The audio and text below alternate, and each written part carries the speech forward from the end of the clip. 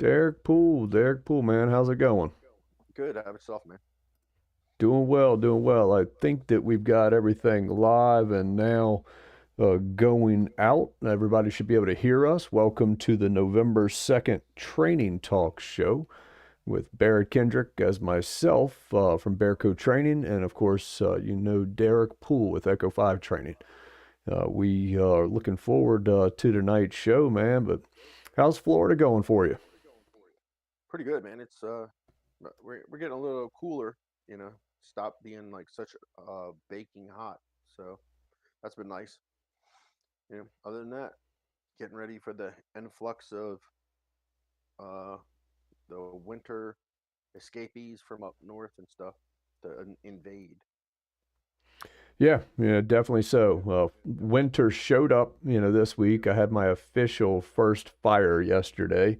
That was the only thing that I like about cold weather. That it's good for putting meat in the freezer, but other than that, I'm kind of ready for it to be warm again. So, half of Louisiana split. Yeah. Half of them absolutely hated the 106-degree temperatures that we had this summer, and then there's me that like, hey, I'd much rather 106 degrees than need a fire in the fireplace. I'm right there with you. I'd like everybody's that's not from here, especially, are like, I don't know how you do it. I'm like, I don't know. I've been doing it for 10 years, and I'm just used to it. Anything else seems strange. Like I expect to walk outside and sweat, and I expect to change my clothes at least 2 times a day, Right. I'll even take as it. I'm sweating. Yeah, it does make riding the motorcycle a little bit nicer. And you like your fires. I like to have an excuse to wear my Dixon flannel shirts. Love my Dixons. They're like nice and comfy. But Yeah, definitely so, man. Definitely so. I'm just making sure that everything's going out live to the different channels. If y'all are tuning in tonight, be sure to let us know in the comments that A, you can hear us and we're not facing some technological issues, as well as where you're tuning in from. We've got it on a few different and let us channels. know, does Derek and does Derek need to implement the World Series technique of talking like this because my lips don't match my words and it's very off-putting. That's right. If his audio looks like it is coming in, a little bit too early or too late, certainly let me know. Maybe it'll make some adjustments. I know that just prior to the show going live, we had some issues with getting all of that synced up. But welcome to the show, man. We've got some good discussion, I think, tonight. Kind of deep diving a little bit, outside of the range, but also how it applies, directly to the gun range. Talking about, very, time compressed, really fear-based incidents. A lot of the context of, ultimately, what we teach. And so we'll kind of pull back a few layers tonight and, deep dive into some of that kind of stuff. If you've got questions or thoughts throughout the show, be sure to kind of drop them in. And other than that, we'll kind of jump into, a few different things. I think starting off, Derek, it's probably important that we establish the context, right? I always kind of jump into classes and whatnot and try to establish the context of what the discussion is, that's taking place. And, being that if I'm out on a range teaching students and it's, for personal defense, then I need them to understand that it's not, in the context of going out to the gun range with our friends and family just to go enjoy recreational shooting. It's not, hunting deer and shooting animals at, 1, 2, 3, 4, 500 yards away. It's not the competition on Saturday morning. It's not just gun safety kind of stuff, but it's a very different context. And I think it's important that anytime we're trying to establish a discussion and break apart, a few of these points that, the viewers as well as kind of understand that context of the show. And so, I figured that it's probably, a good idea to really talk about the chart of doom here and kind of paint a picture. You want to do that? Yeah. Well, I You mean, if want you me to can draw draw pictures, pictures? that's even Or you want me to fantastic. paint If them? you got something to draw pictures on, all I have is a skull. I have a 3D printed Halloween Oh, skull, oh, that's a cool skull. right? It actually That's came actually out pretty really cool. good. I was kind of happy Like, with it. So yeah, that's what I've got. But wow. And I you actually did did. that No, on it's the not my 3D printer? design. I can't, I can't, Wow. I didn't build this. All I did was, load it and hit print kind of thing, but it actually really came out good. Yeah. Um, yeah. Let's see if I can pull this off because I do have a notebook and I do All have right. a marker Yeah. sitting Let's right see if we can here. pull that off. Let's see. So the chart of Um, doom is something we use to kind of paint a picture with students. Some of the viewers may have heard us talk about this before, but it's a really good way of seeing just what we're talking about. And Deryck does it so fancy. I figured that, especially since he's got the marker there, that's awesome. I need a whiteboard behind you. uh, um, we actually just did an instructor development class in uh Colorado. I was out there working with Guns for Everyone. Edgar had me out there, and we did a class. Had some really good candidates out there. Like, you know how that's what you always say to the person, like, "What are you, a Mm-hmm. nuclear scientist or something?" I Yeah, had a it guy that used to be happens. a That's nuclear like scientist I've for loved us. that about teaching instructor development with a lot of different students.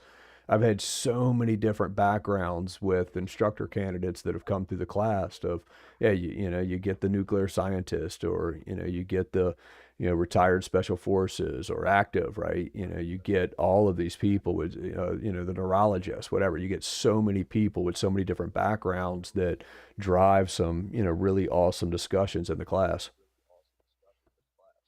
Yeah. So, here I'm just gonna throw some dots on this thing, and we'll go through it. Um, so Chart of Doom. Let's see. How's that coming through? Is it backwards? Is No, it what? backwards No, the other no. way? It's actually looking good. Okay, because to me, looking at myself on the screen, everything looks backwards. Like words are backwards, everything's backwards. So I'm just like, huh? All right. So the way this thing is set up, the way the chart is set up is as we move this away, away from Raise the it up just a out little further. bit so they can actually see the control line. Yep. All right. So as we start moving out control, we have less control over the situation. As we start moving up this axis, there's a significant increase in danger. Let me move my hands up there. As we move up, right? So we like to chart it out with, like, say you live in a place where you're allowed to shoot in your backyard, right? You have plenty of acres, you have a berm back there, and you walk outside and shoot whenever you want, right? So we'll just make that our first dot, right? So really low danger because you're there by yourself. You're fully in control of everything, right? So you have maximum control, pretty much max control, very little danger, right? Then you decide, your friends call you and they live about an hour away. So you decide to meet in the middle of the range. So you each drive about half an hour. So you go to a public range. So that's our little second dot, a public range. Um, at the public range, they have their own set of rules, right? You have other people around you, stuff like that. So you're giving up control because you're at a public range, because you have to work off of their rules. Maybe you can only fire so many rounds per second or whatever, things like that nature. And then you also have other people around you, so you can't control what people in other shooting bays and stuff are doing, right? So your danger goes up just maybe a little bit, right? Then we say the next one.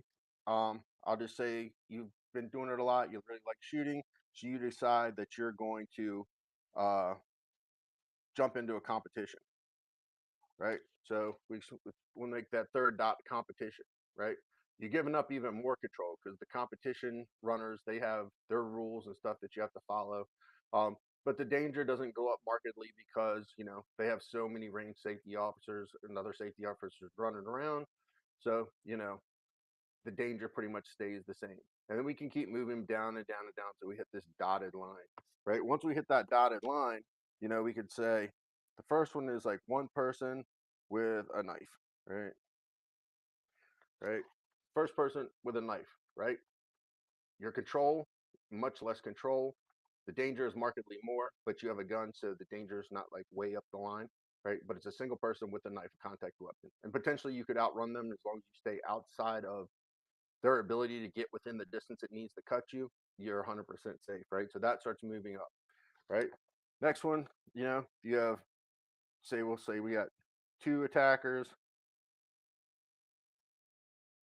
with contact, some sort of contact weapon, right? Two attackers with contact weapons would be our next dot, and these are just sort of made up, situations, right? Even less control, and the danger is markedly increased because you have two versus one, right? You have this one person with a gun, and then right, then we like move out even further. We have like one person with a gun, even less control, more danger now because it's a non-contact weapon. It's an actual projectile shooting weapon. And then we get all the way up here to this top one, this ambush. This is the worst case scenario where the last thing on your mind was you were going to potentially need to defend yourself from a lethal situation, right? You were sitting there looking at your phone, texting your wife or your husband about what you need to get from the store, something along that nature. And then all of a sudden you have to go from, am I going to bring home a carton of eggs and a thing of milk, or now all of a sudden I have to switch my attention to, do I need to use my gun? What do I need to do to save myself? Once we get past this dotted line, this dashed line, we classify that in our classes as a dynamic critical incident. Something that's surprising, chaotic, and it's a lethal threat that where the use of force is authorized, or makes sense in this case, all the way up to this ambush. So when we do our classes, Barrett and I talk about this right out of the gate, so the students have an understanding of when we are presenting uh, techniques for them to practice and learn. We're teaching them stuff that works at that ambush point. And you want me to go backwards on the two, Barrett? Yeah. Okay. So if we're teaching you something that works here, it's going to work anywhere backwards down the line. The same cannot be said if we learn something here in competition. It's not necessarily going to work or be congruent with what happens to our body in that worst case scenario, right? So down here, we can look at our reloads. We can do some weird flip with the gun, all those type of things, and there's no real negative outcome to doing something like that. However, if up here you've only trained to do that technique of looking at your gun and stuff like that, you could potentially make a mistake because of what we know about what happens with the body under that kind of stress, the distortion of perception of time. Things speed up, things slow down, and all of a sudden now you're looking at the gun, and all of a sudden you speed up when you don't need to speed up. You're moving at the normal pace, but because your brain is processing things differently now, all of a sudden you do make a mistake. Or you've trained in a way that really messes, you reload way out here, and now all of a sudden you can't get your reload completed here because you're used to looking at it, and now you're totally fixated on that thing that's trying to kill you. So that's why we want to make sure that when we're training skills that work in the most plausible situations possible. Boom. Good job, man. So, Thanks. yeah, it's, ultimately so much firearm training that is out there sits in that high control, low danger situation, where, people have this kind of, misconception that, hey, I'm going to see the danger coming. I've got my head on a swivel. I'm going to see it coming. And because I'm going to see it coming, I'm going to have way more time to prepare for it and plan for it and initiate that response. But the reality is that, when you look at the significant amount of empirical evidence that we have out there with all of the, video conflicts that have taken place, you don't see a lot of prep time out of individuals. Violence happens very, very, very quickly, right? Yeah, I think that when you think about home defense, there's some exceptions to that, right? When the alarm goes off, the dog's going crazy, you saw the shadow over there kind of thing. Generally speaking, there may be more time to be able to get to a safe position, get to a firearm, load the firearm in some situations, right? But when you look at public environment violence, it generally takes place all the way up there at that ambush type of situation.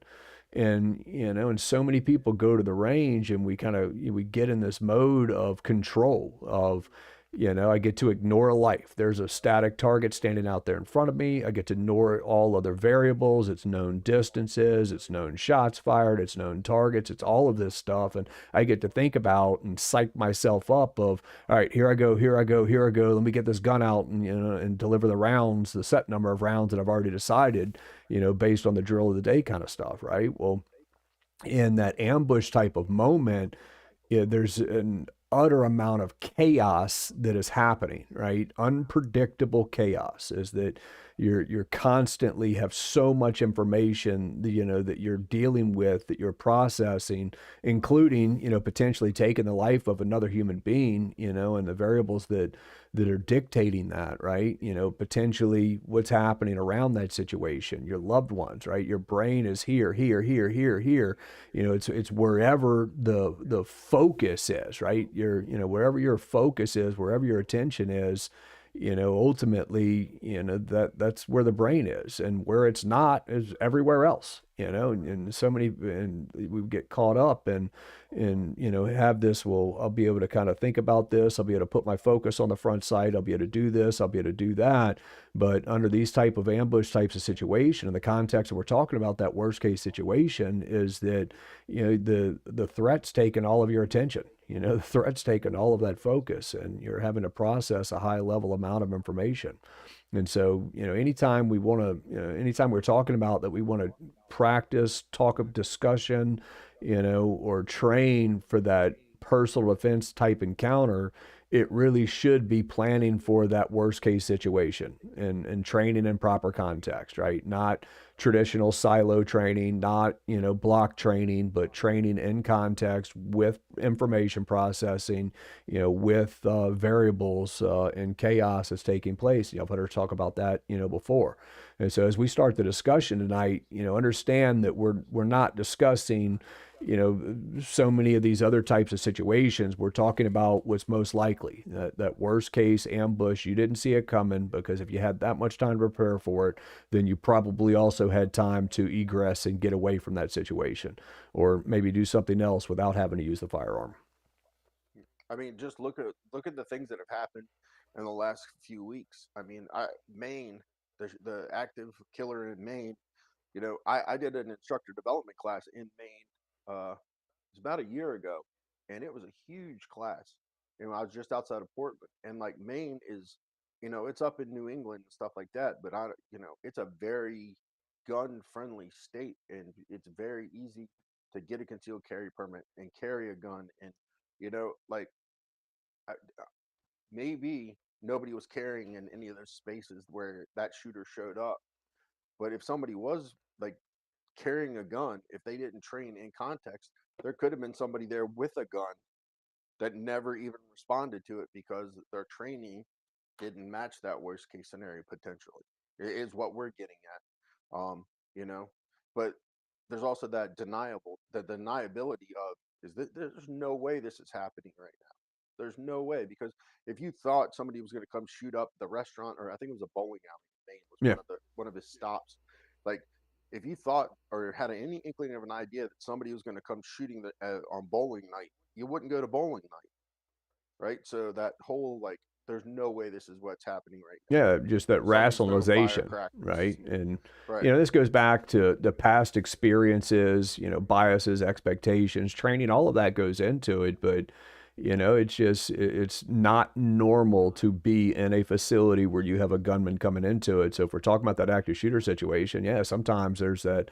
I mean, every time, there's that decision making processing component, and sometimes you can work through it faster than others. But, I always kind of fall back to the Pulse nightclub shooting, and not Pulse nightclub, excuse me, the Aurora, Colorado movie theater shooting, where the gunman is watching the movie, goes out the exit door, comes back in dressed to head to toe in black armor, with a shotgun, a rifle, and a handgun, throwing smoke canisters into the room, right? And some of the survivors of that situation, when the guy came in, they weren't like, "Hey, there's a gunman over there." They're thinking immediately that there's no way that's a gunman. It must be special effects, because it's the first showing, it's the midnight showing, the premiere showing of the Batman Return movie, right? And it's just we try to rationalize what we're seeing. It happened the Fort Lauderdale airport, right? Gunfire inside the airport, yet survivors were thinking it was cars, or a car backfiring driving outside.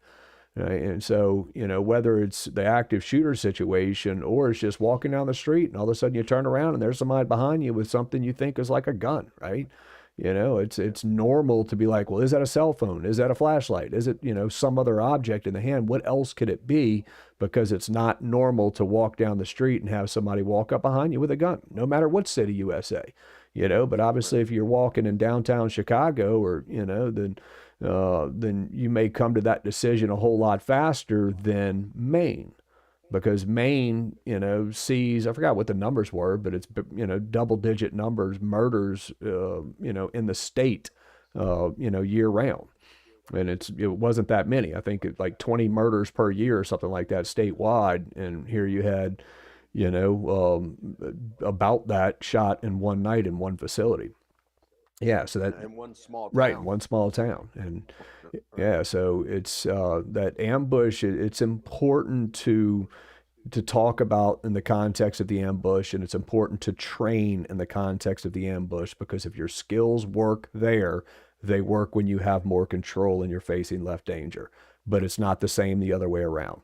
And we see that time and time again. There's plenty of people that have been in situations where they passed the qualification, they shot the qual, they did the drills good, and yet they failed to apply the skills in real life. Because it's not one to one. Oh yeah, I just got somebody said the bowling alley was a gun-free zone according to the signage. I did not know that. I think that that is the case. It's at least what I heard. I've seen at least a couple of pictures going around with the signs off to the side saying, basically, we ask you to please leave the vehicles. I mean, excuse me, not the vehicles. Please leave the guns, outside. All right. Let's see. Jump around, check comments and stuff. But as we're doing that. Um, so, dealing with the ambush, or, another way of talking about that is the time compressed type of incident. Deryck already talked about threatening, dealing with a threat. That threat at times may, dictate the best options running away. At times, it may be mouth words and communication. At times, it may be hands on, or less lethal or non-lethal, or a firearm lethal force response, right? Or a vehicle response. There's just all kinds of responses that fall, down into it, that are dictated, by the situation. But when we're talking about a firearms class, we're talking about, a forced firearms response. And so, we're talking about tonight a time compressed incident, and potentially involving a lethal force response like a firearm. And so, what do I mean by time compressed? It's the situation is happening very, very, very quickly. And in the context of self defense, usually is also over very, very, very quickly.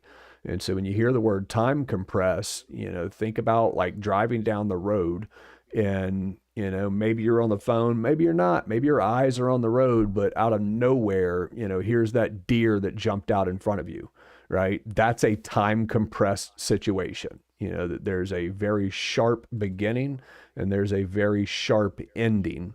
And maybe it's a second long, maybe it's a 2 second long event, but there's a tremendous amount that's happening inside of that time compressed situations. Well, anytime that the situation is that compressed, then ultimately there goes your ability to sit back and contemplate what is the best option here.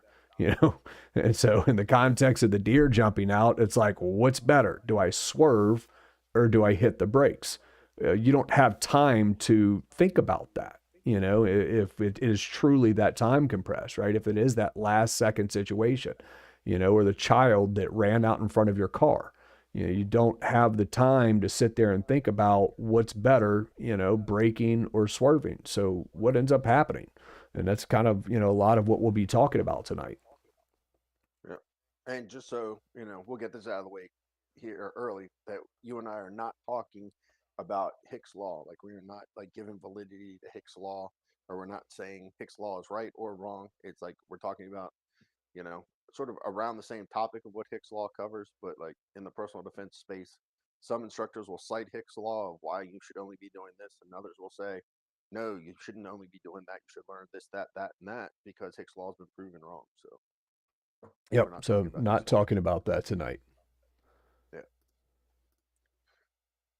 yeah, um, yeah. It was you're dead on with the vehicle stuff. The motorcycle accident.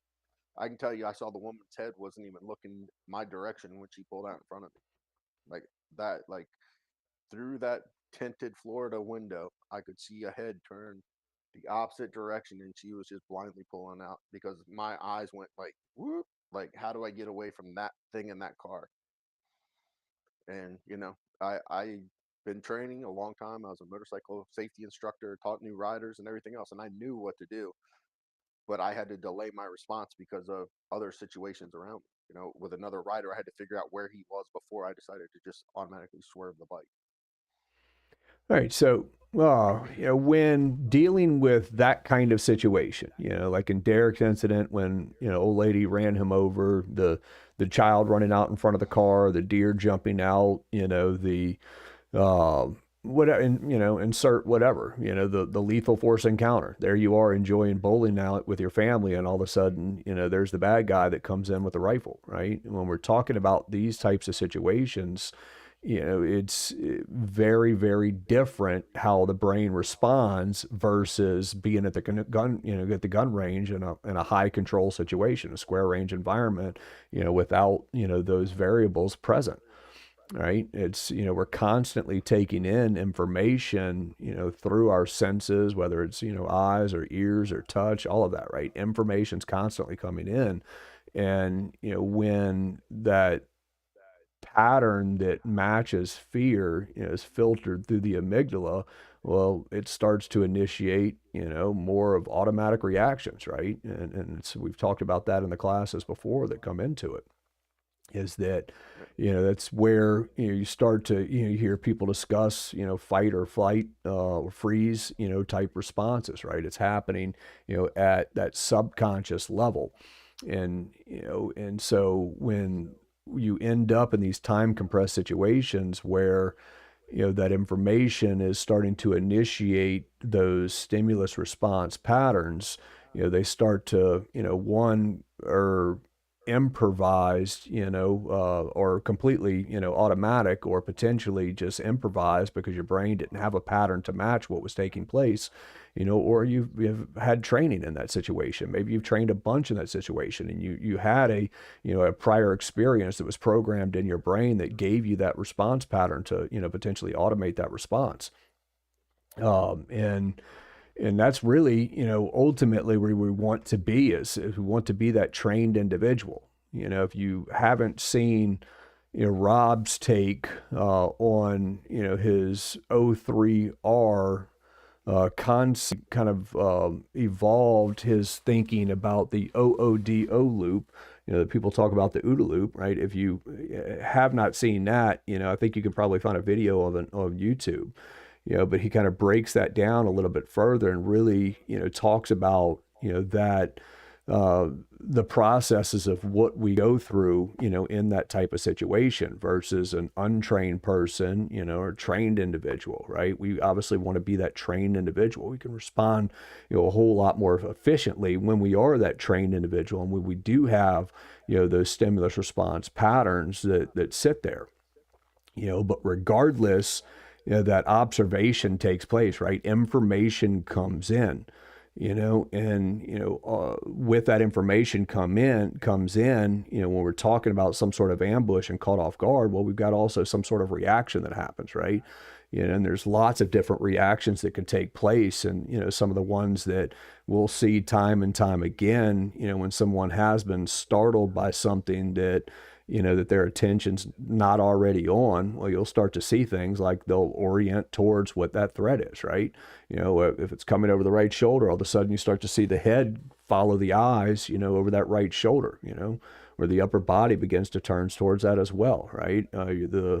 The body will close at the hips and can lower its center of gravity to be able to stage itself to run away from that danger, to protect itself from that danger, right? Something as simple as walking down the trail in the woods and seeing the stick that that all of a sudden the amygdala response just thinks it is a snake or something, right? That very short path, rudimentary, it took in the information, thought it was a snake, and all of a sudden somebody's lowering their center of gravity to be able to jump away from that snake.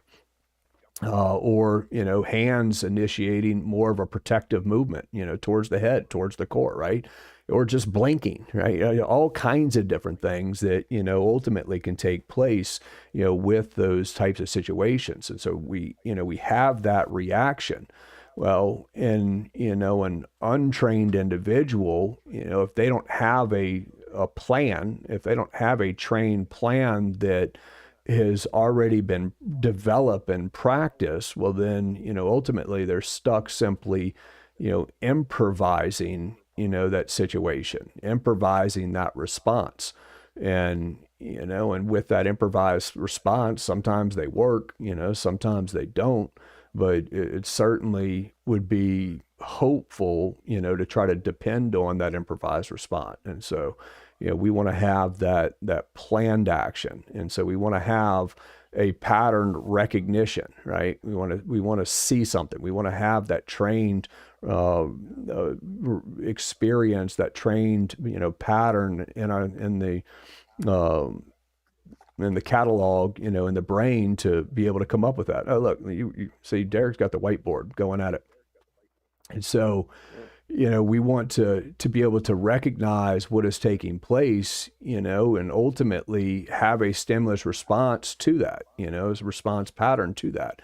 And so, we talk about this as simple as, maybe running out of ammunition in an emergency situation of the gun. You don't want to have to sit there and contemplate and figure out why is the gun not working. You want to be able to recognize the fact that the slide went to slide lock, and more likely than not, because you've been training that way and you've been doing the same thing every single time your brain recognized that some was a slide lock, that you responded by, reloading that firearm. And so you created a stimulus response pattern in your brain, where you do have that trained plan for that stimulus of going to slide lock, and so it already initiated that response. And so that's what we're after, is that trained response in that situation.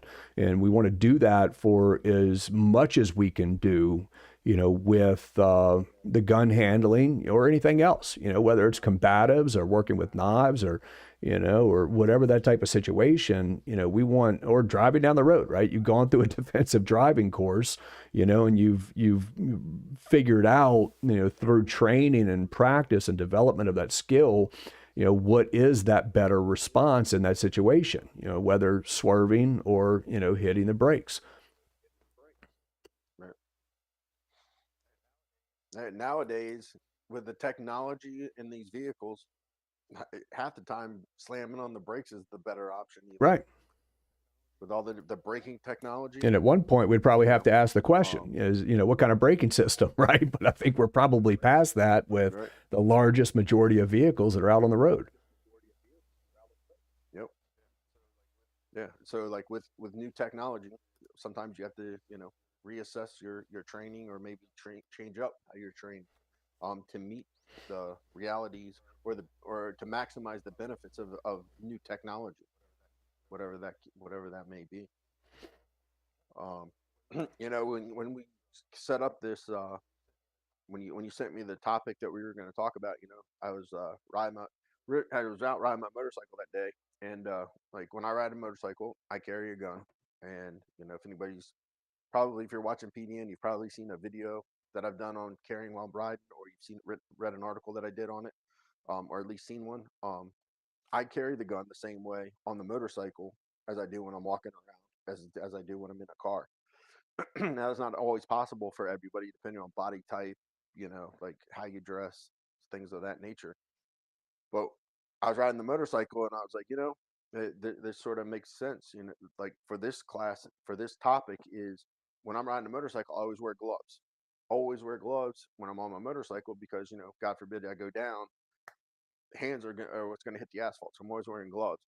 Well, I train from time to time that with gloves on, and I strip the glove off before I go to grab the gun.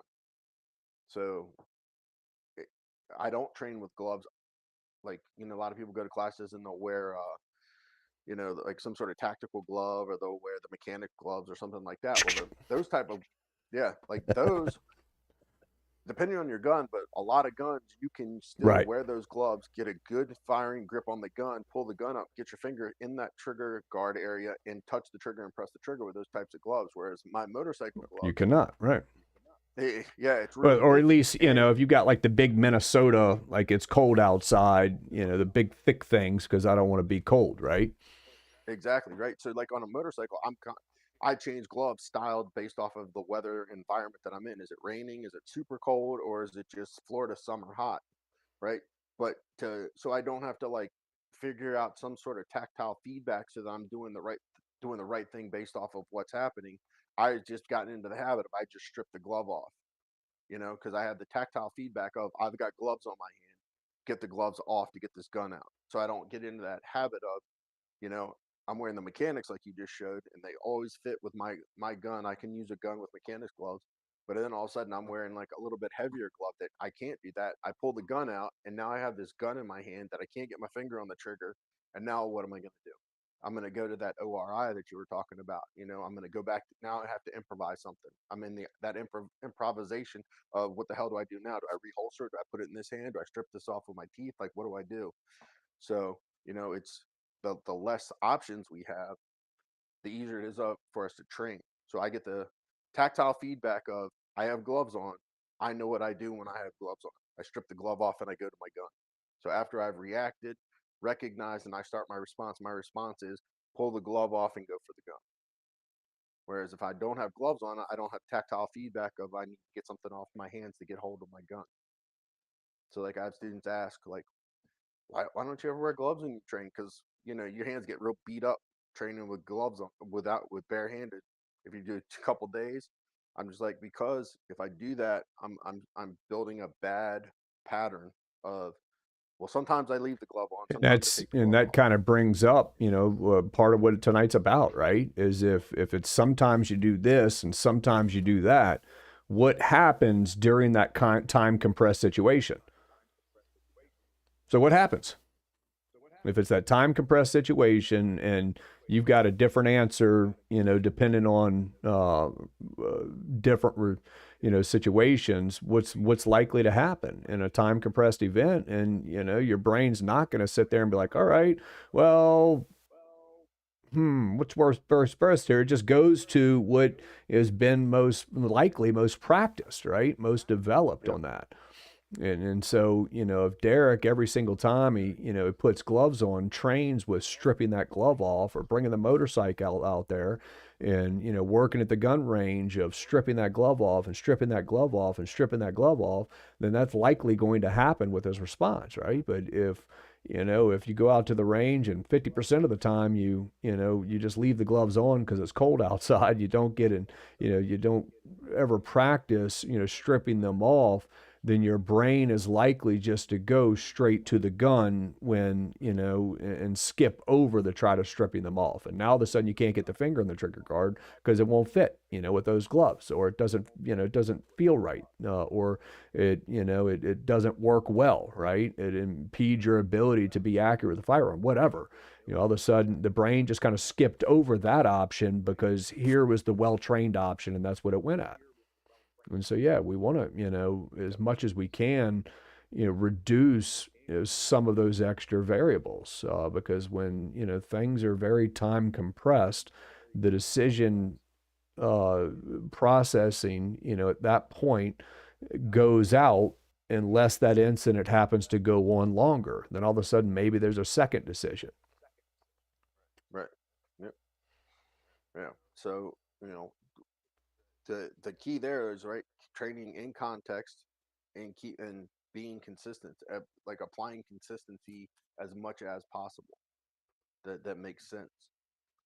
Like if you can't carry a gun, you say you carry appendix carry when you're walking around town, when you're riding in a car, but all of a sudden you get on a motorcycle, and I'm just using motorcycles because that's my reference of when you could possibly need to change, and you're like more of a sport bike rider where you're laid down over top of the tank. Well, yeah, I wouldn't be carrying appendix carry because last thing I want to do is scratch my pain up because I'm leaned down over top of the tank. And it probably would be pretty uncomfortable laying down on that tank and having that gun pressed in you. So now all of a sudden I have to move that, say, to strong side or do some other thing. But the other thing should be consistent, and be consistent when you're wearing certain garments. So like your body's getting proprioception. You're giving a tactile feedback to your body of, okay, I have this kind of jacket on, I have a vest on now. That means I need to go to the gun on the strong side as opposed to go on the appendix, and be very, very diligent about going to the range and training with your vest or your jacket or whatever it is you wear, and going through that type of recognition, presentation, processing information and executing drills that way, so that it's not when the situation arises, all of a sudden you're like going and the gun's not there, and like Barrett said, this time compressed situation, your window to actually get the gun out might be very small, and going to the wrong spot is just enough time where all of a sudden now getting the gun out is not even a viable option, right? Because we need time and space to actually get the gun out into the fight. No, definitely, and that's consistency with the guns on body, and even someone that works as a armed professional carrying strong side hip and then carrying appendix carry off duty. Obviously, there's a small amount of concern there. That person should spend some time, in plain clothes practicing with that firearm coming from concealment. Because if the only practice and reps that they ever get is at the range with the gun offset strong side hip, with a level 3 holster, then their hand truly may reach in the wrong direction, right? And it could slow that response down, right? So we want consistency. You want consistency with as much as we can have it, right? With the types of firearms that we carry, the location we carry in, the type of holster that we carry in, as much as we can have consistency, that is going to help us, one, get the gun out efficiently, but it's also going to help us, be better prepared, in those stimulus response patterns and the myelization process of getting better and better and faster, with those physical skills. Uh, but other consistency points, right? You go out to the range, and one of the things that comes up a lot, is even things like having different methods for for loading the gun, or coming off a malfunction or something like that, right? So you'll see a lot of people that will use the slide lock, to release the slide, and that works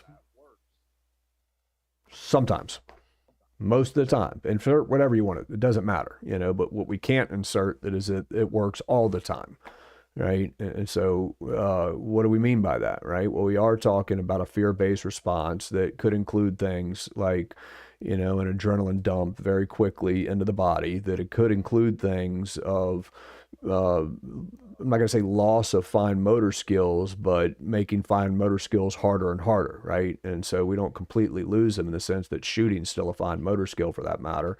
Holding the gun, can still be that, right? But it's, but what we do is that finer motor skills are harder to perform. And so, if you are forced to reload your gun, and you have the big gloves on that Deryck was talking about, or you have lost, some of your finer motor senses and skills to be able to push that release down, or you have a super tight, slide lock lever, or you've always trained on a full size gun and now you're carrying a tiny gun that, has one that's almost impossible to press down, or your hands happen to have blood on them, or wet or sweat, it doesn't matter, insert. It doesn't always work to send that slide forward. And how do I know that? Because we see it all the time on the gun range with students, but it's not even about that. You could ignore that piece for a second, but as soon as you start to bring in something like a malfunction, right? Deryck, if I sit there having to pull my magazine out, rack the slide a few times, and stick my new magazine in, how well is that slide lock going to work to chamber that next round?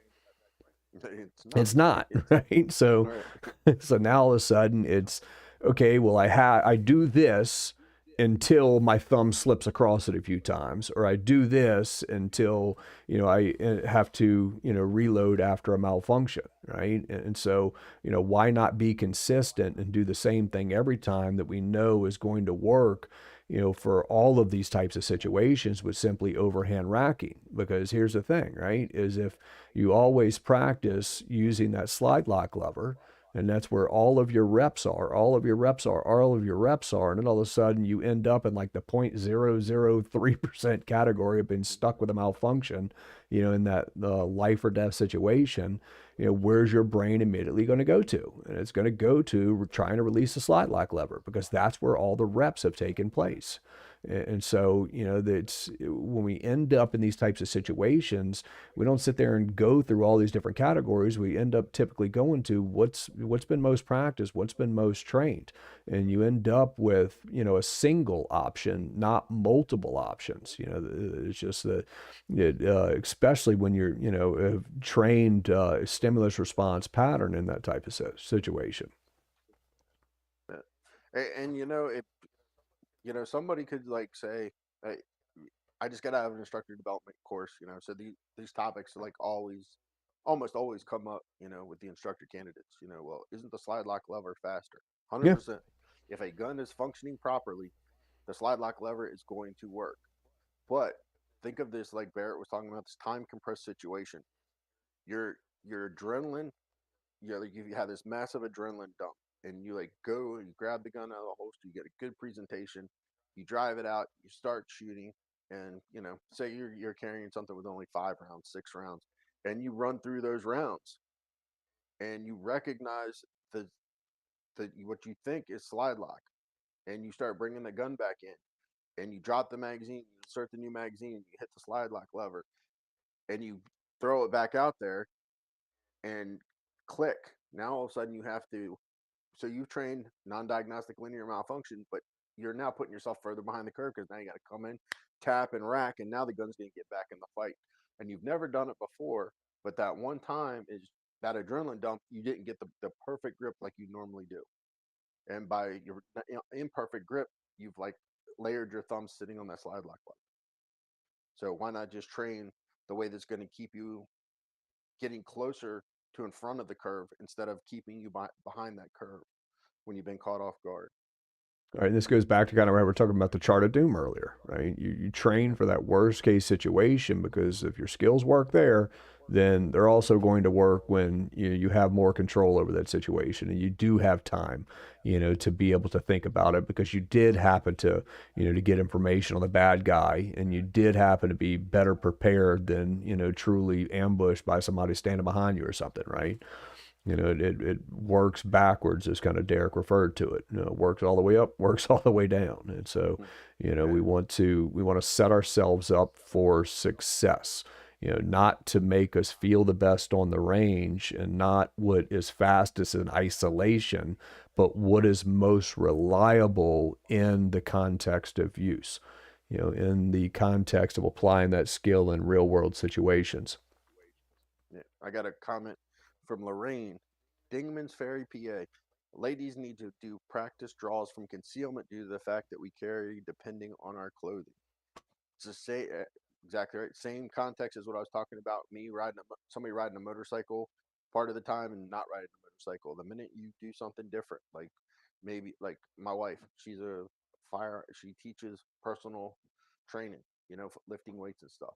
When she's like wearing, like spandex and workout clothes and stuff like that, there's not an on body option. So she has to practice with her carry method, which is it's on body but also off body. It's a sort of a fanny pack like thing, right? So she knows if she's wearing like workout clothes, that is the draw stroke, the presentation that she needs to go through, right? So like in my classes, even ladies will carry on body in class, and then if they're like, well, I carry in a purse to and from the gym. I'm like, all right, well, do you have a holster? Is it in your bag? Yes, yes, yes. Cool, bring it out. Let's get some reps then. You know. Yeah, and like you said, the key with it there is, and it's I forgot who you said that was the commenter there, but that she brought up that women need to train in the different types of draw responses or presentation response that they have based on the different clothing, right? You pointed it out, Deryck, is that When your bride is carrying, with those types of clothes, she knows that here's where the gun comes from and here's how to get it out because she can put in the reps and and she has that stored in such a way that her hand doesn't go to the wrong location trying to present the firearm. And anytime you do have inconsistencies, it's best to have those inconsistencies tied to something like that, like Deryck tying his to the motorcycle with the gloves, or Rachel tying hers to that holster with those types of clothes when she's in her workout clothes teaching others, right? Is that hopefully there is that common variable that can be tied to that skill to match it up appropriately with that stimulus response pattern. Yeah. What other? And not Go only ahead. that, here's the other thing for everybody, right? Well, a lot of instructors out there are like, well, try it both ways and learn both ways because you might never know when you. Well, here's the thing: any skill, anything Can we I say it? learn, It's just yeah, another go tool for for it. your toolbox, man. Just file it away if you Right, ever need it. right. If you're an instructor, you need tools in your toolbox. If you're a student and all you're interested in is being a student and being very good at proficient at using a firearm or whatever the personal defense skill is, you don't need a bunch of tools that do the same thing. You need tools for different situations. And when you pick that one thing that works, like from my earlier chart, works all the way backwards and it's efficient and it could be consistent, think about the time, effort, and energy required to learn and practice new skills. If you only have one way to do that and it works all those different places and it's efficient and it's consistent, then that is more training time for other areas that you can train. Because if you learn all these different things, you have to train them. Just knowing it isn't enough. Then you end up into that, that ORI, that improvisation line because you haven't practiced it enough to make it, you know, an automated response or as close to automated as possible, Yep. not automatic. And I think another area that, is really directly tied into this is shots fired, right? You see so many times where people get stuck in a certain pattern on the range. Well, maybe it's the Saturday morning competition, fired 2 rounds into the target and move on, or, whatever number they choose, right? The Mozambique drill, but it's not that. No, it's just blank my mind as I'm That saying that. that El Yeah. Relevante. Well, yeah. I mean, if the El Presidente drill or whatever, right? Where there's a dictated number of shots fired, and again, if this is all the reps that they're getting, 2 shots, 2 shots, 2 shots, 2 shots, and that's exactly where the brain is going to go, in a real life situation, as they're going to apply that skill in that way that it has been practiced over and over and over.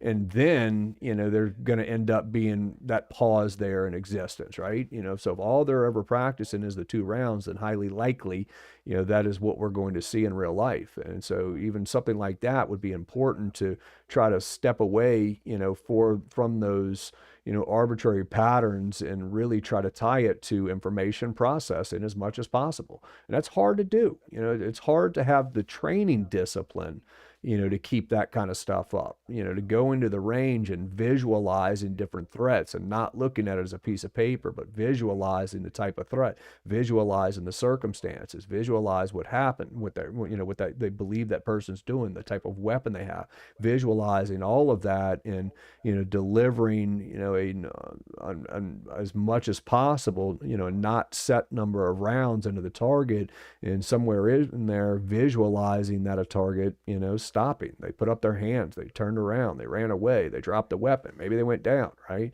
Visualizing different things. And it takes a lot of training discipline to keep up with that kind of stuff when you don't have the technology available,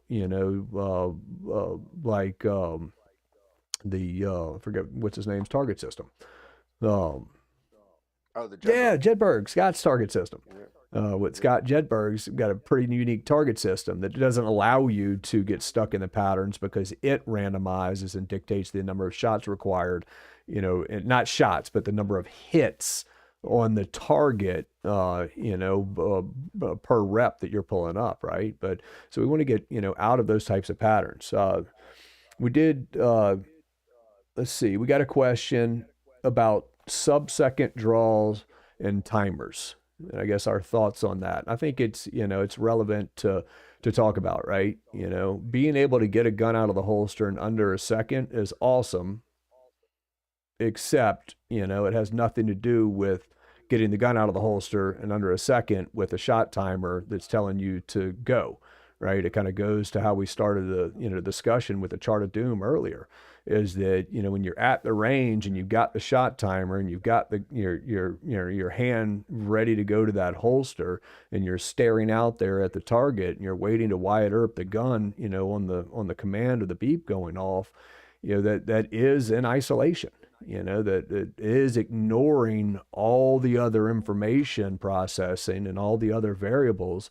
That's ignoring it for, that speed of the presentation. And so is it important to be able to get the gun out of the holster quickly? Well, it depends on the situation, but there's certainly situations that require somebody to get it out really, really quickly, but the sub-second presentation, it's would be much better measured in the context of a real, if we want to do it in training, right? The context of a real high level scenario that involved multiple options for, the student, or, for the subject, right? They could have gone to the gun. They maybe the knife was a better option. Maybe they should have been communicating. Maybe they had pepper spray. Maybe they had, a taser. Maybe they had all of this different stuff where the student actually had the options. And then, what does that presentation look like from that clock? Was it still sub-second? No. We know that, because of the human performance factors that, surround the situation, right? There has to be decision making component. There has to be time to be able to send the signal through the motor cortex. There has to be time to be able to carry out the movement. And so, when you get rid of the isolated skill and you put it into how we would typically apply it, then, all of a sudden the sub-second's not a sub-second. Well, like if we go back to here, right? So, because the question of a timer will come up from time to time, and I will use the O3R like to talk about this. The timer doesn't give you any valuable information until you get to here. It does not measure how long. So, like on the range, if we use say a math drill, like where it's just not shoot the high center chest. It's all right. I'm going to call a number. You're going to subtract 3 from that number. If that number turns out after subtracting 3 is 0 or negative, then it's 3 to 5 rounds in the high center chest. If it's any other number, then you shoot 1 round at that number, right? So the observation is the student standing there waiting for my mouth to make noise. Then they have to react. In our classes, we incorporate the body's natural reaction of the startle. So they have to go through that startle reaction of what's going to happen naturally. Something's going to happen in the real world. Then they have to recognize what number came out of my mouth, what is -3 from that number, and then do I shoot a number or do I shoot the high center chest? Now is when they're like reaching for the gun, pulling the gun out of the holster, orienting the gun, extending, and pressing the trigger. So if I push the timer when I say something, it's going to look a whole lot different if I wait push the button here and just expect them to respond. So the value from the timer number is minimal at best. Because it leaves out that observe, the react, and recognize portion of it. It's only counting time for that response. And the response can be very, very different, right? Depending on the situation of like what's it like outside. Is it very bright? Are you wearing a lot of clothes? Do you have to come from concealment? Like all these other things. So, like a gun match, a timed match of shooting competition, it means a lot because they know what they have to shoot. They know, like, they don't have to observe, react, recognize. The only thing they're observing is beat, and the react and recognize are out the window because they already know beforehand. They're standing there waiting to make a free throw, which is 2 shots to the A box or whatever the criteria is for that competition. Yeah, definitely. But they're fun. Don't get me Right. Yeah. wrong. Right. Like, don't Barrett and I both have been out there with Rob. We pull out timers and we like mess around with each other, and it's fun. Um, but in terms of pure really training for personal defense, the benefit of it is very, very minimal, in my opinion. No, it does. I mean, it's like I said, it's you know, it's you want to be quick, right? But you want to be quick in the proper context. And so you want to build the skill in the proper context, which means there has to be information processing. And so it's as soon as you add in the true information processing component that forces you to think, before and while, getting the gun out, while taking the shots, then, all of a sudden it's not as isolated. It's not as, what's the word I'm looking for? Boxed in, as it would be, with just the timer beep going off. And I mean, on the range, we try to make it as complicated as possible for that whole recognizing and then like cognitive processing before the response. But I mean, uh, it's nothing compared to like real life or death situation. Like there's no way we could make it, you know, that stressful as life or death situation. Like I could even threaten that I'm going to shoot my student if they don't get the shot off fast enough, and they know I'm not going to do it. So there's nothing you can do to make the range as stressful as real life or death stuff. Yeah, absolutely. But we need to, and granted, we changed the chaos added on students, depending on the student, right? Some people we make way more complicated, than others, and we try to challenge whatever that student needs. But at the end of the day, like Derek said, none of it is going to be real life. I can sit there and do 150 push-ups on the range and do jumping jacks and box jumps, wind sprints, whatever else. But at the end of the day, even that sort of physical stress doesn't mimic the adrenaline dump and the fear-based response that you get from the body. Yeah. It, Damn, it that hour did, flew it fast. definitely did. You see any other comments, questions that we need to discuss? I know you're looking at different channels than I No, am. not over here. No, I don't see any over here. I got the PDN live All story right. up. Well, awesome. Well, thanks everybody for tuning in, to tonight's show. Obviously, thanks to Primary Arms Online for sponsoring the show this evening. They've been a fantastic sponsor. There's Derek Poole with his Primary Arms hat. They make all kinds of great stuff, but the store sells all kinds of options when it comes to firearms accessories. If you haven't seen it, please go check it out. I think you'll be pretty satisfied and excited about using their website, seeing their prices, their specials, all that kind of stuff. So be sure to check out Primary Arms online.